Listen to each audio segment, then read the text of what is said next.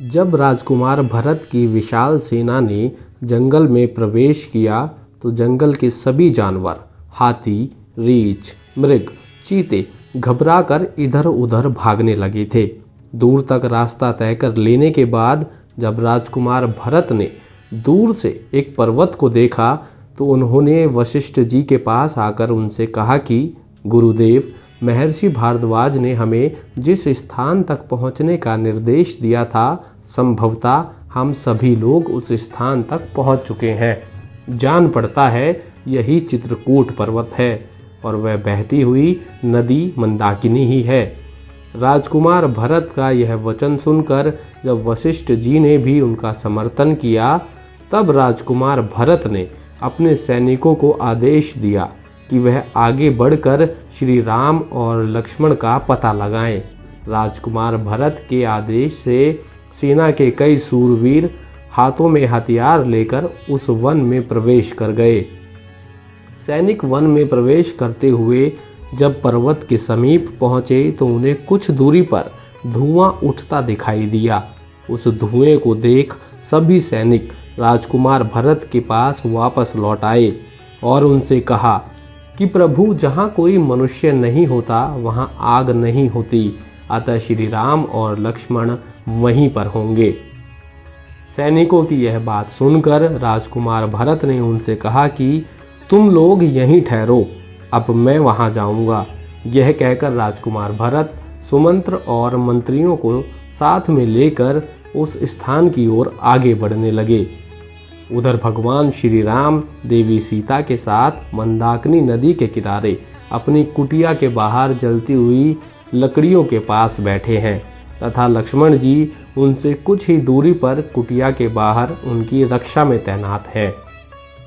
भगवान श्री राम चित्रकूट पर्वत और मंदाकिनी नदी की शोभा का वर्णन करते हुए देवी सीता से कहते हैं, भद्रे, मैं राज्य से भ्रष्ट हो गया हूँ, परंतु जब मैं इस रमणीय पर्वत तथा सारसों से सेवित इस मंदाकिनी नदी को देखता हूँ तब मेरा सारा दुख दूर हो जाता है और राज्य का ना मिलना मेरे मन को व्यथित नहीं कर पाता है।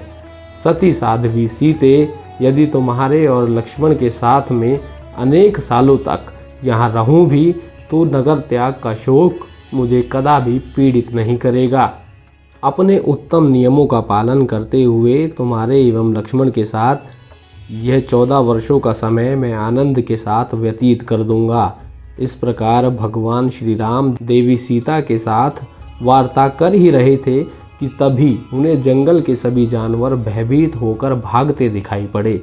ये देख भगवान श्री राम लक्ष्मण से कहते हैं कि सुमित्रा नंदन, ज़रा पता तो लगाओ कि इन जानवरों के इस तरह घबरा कर भागने का क्या कारण है। कोई राजा या राजकुमार इस वन में आकर शिकार तो नहीं खेल रहा है, या कोई दूसरा हिंसक जंतु तो नहीं आ गया है इस जंगल में।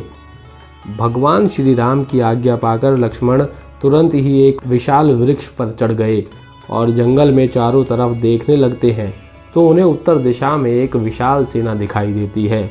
तो उन्होंने भगवान श्री राम को बताया कि उत्तर दिशा में किसी विशाल सेना ने डेरा डाल रखा है, अतः आप इस आग को बुझा दें, अन्यथा धुआं देखकर वह सेना यहीं चली आएगी।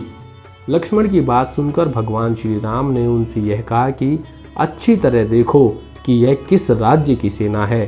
तब लक्ष्मण ने गौर से सेना की तरफ देखा तो वो सेना के लहराते ध्वजों को देखकर चौंक गए थे। तब लक्ष्मण ने क्रोध में भरकर श्री राम से कहा कि निश्चय ही यह कैकेयी पुत्र भरत की सेना है, जो हम दोनों को मार डालने की इच्छा से इस सेना को यहाँ लेकर आया है। यह भरत हमारा शत्रु है और वध के योग्य है, अतः भरत का वध करने में मुझे कोई भी दोष नहीं दिखाई देता है। इस दुष्ट को मारकर हम अयोध्या पर अपना अधिकार कर लेंगे। क्रोध में भरे लक्ष्मण की बात सुनकर राम जी ने उन्हें समझाते हुए कहा कि अपने बंधु बांधवों या मित्रों का विनाश करके जिस धन की प्राप्ति होती है वह तो विष मिश्रित भोजन के समान त्याग देने योग्य होता है, उसे कदापि ग्रहण नहीं करना चाहिए। मैं तो अपने भाइयों के संग्रह और सुख के लिए ही राज्य की इच्छा भी नहीं करता हूँ। सुमित्रा नंदन, भरत बड़े ही भातृभक्त हैं और मुझे प्राणों से प्रिय हैं। मुझे तो ऐसा मालूम पड़ता है कि भरत स्नेह युक्त हृदय से हम लोगों से मिलने आए हैं। इसके सिवा भरत के आगमन का कोई और उद्देश्य नहीं हो सकता। हम लोगों का अहित करने का विचार तो वे कभी मन में भी नहीं ला सकते हैं। अतः तुम अपने कोई कठोर या प्रिय वचन नहीं बोलना। यदि तुम राज्य को लेकर उनसे कोई कठोर बात करोगे तो मैं भरत से मिलने पर यह कह दूंगा कि तुम यह राज्य लक्ष्मण को दे दो, और भरत बहुत अच्छा कहकर मेरी ये बात अवश्य मान लेंगे।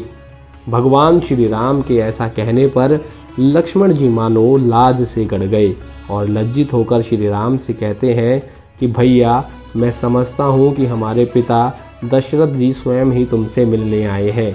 लक्ष्मण को लज्जित हुआ देख श्री राम ने भी यही कहा कि मैं भी ऐसा ही मानता हूँ कि हमारे महाबाहु पिताजी ही हमसे मिलने आए हैं।